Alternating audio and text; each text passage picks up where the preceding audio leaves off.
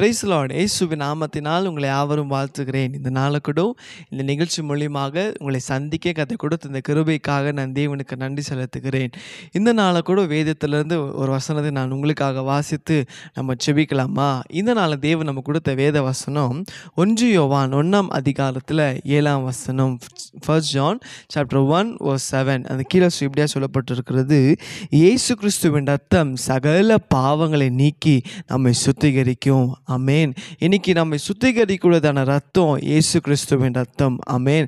அதுதான் வேதம் சொல்றது, இந்த இயேசு கிறிஸ்துவின் ரத்தம் சகல பாவங்களை நீக்கி நம்மை சுத்திகரிக்கூடியதா இருக்கிறதா? ஆமேன். ஒருவேளை நீங்கள் நினைக்கலாம், என் வாழ்க்கையில் நான் நிறைய பாவம் செஞ்சுருக்கேன்ப்பா, ஏன்னா அநேக மனுஷர்கள் எனக்கு விரோதமாக பேசியிருக்கிறாங்க, நீ எல்லாம் பாவி அப்படின்னு கேவலமாக பேசுகிறாங்க, என் பாவம் மன்னிக்கப்படாதா அப்படின்னு நீங்கள் நினைக்கலாம். ஆனால் ஆண்டு சொல்கிறாரு, அவர் ரத்தத்தினால் ஏசப்பா உங்களை கழுவி இருக்கிறாரு. ஆமேன். இது வரைக்கும் உங்கள் பாவத்தினால் உங்கள் சொந்த பந்தங்கள் உங்களை ஒதுக்கி வச்சிருக்கலாம், நீங்கள் செய்த பாவத்தினால் உங்கள் அப்பா அம்மா உங்களை தள்ளி இருக்கலாம். ஆனால் ஆண்டு சொல்கிறாரு, நான் உன்னை அவர் ரத்தத்தினால் கழுவி இருக்கிறேன். ஆமேன்.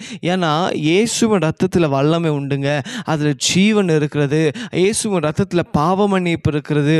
ஒருவேளை உங்கள் மனதுக்குள்ளே அந்த குற்றம் இருக்கிறதா, ஐயோ நான் தப்பு பண்ணிட்டேனே, என் பாவத்துக்கு ஒரு மன்னிப்பு இல்லையா அப்படிங்க கேட்குறீங்களா? ஆண்டு சொல்கிறாரு, இந்த காலை வேளையில் அவர் ரத்தத்தை உங்கள் மேலே பூச போகிறார். ஆமேன். அவர் இயேசுவின் ரத்தம் உங்கள் மேலே தெளிக்கப்பட்டுச்சுன்னா நீங்கள் தெரியாமல் செய்த எல்லா விதமான பாவங்களை கர்த்தர் இன்னைக்கு மன்னித்து உங்களை புது சிருஷ்டியாக மாற்றுவார். ஆமேன். விசுவாசிக்கிறீங்களா?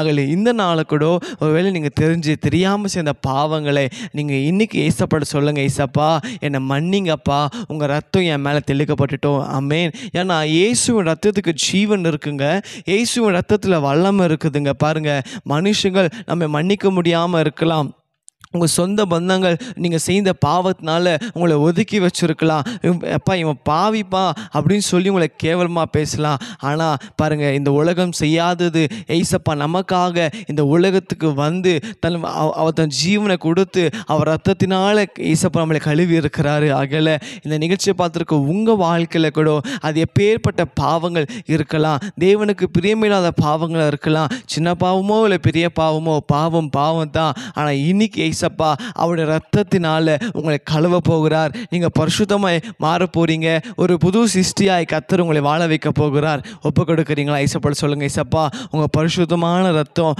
என் மேலே தெளிக்கப்படட்டும், நான் தெரியாத இந்த பாவங்களை மன்னித்து என்னை ஒரு புது சிருஷ்டியாய் மாற்றுங்கன்னு சொல்லும் போது நீங்கள் ஒப்பு கொடுங்க. கர்த்தர் சொல்கிறாரு, அவர் ரத்தத்தை உங்கள் மேலே ஊற்றுவார். செபிக்கலாமா? ஆண்டவரே, ஏதோ இந்த வேலை கூட சுவாமி, அப்பா இந்த வார்த்தை கேட்டு அப்பா ஒப்பு கொடுத்த ஒவ்வொரு பிள்ளைகள் வாழ்க்கையில் அன்று அப்பா ரத்தத்தால் கழுவி சுத்திகரிக்கபடியா நாங்கள் சுபிக்கிறப்பா.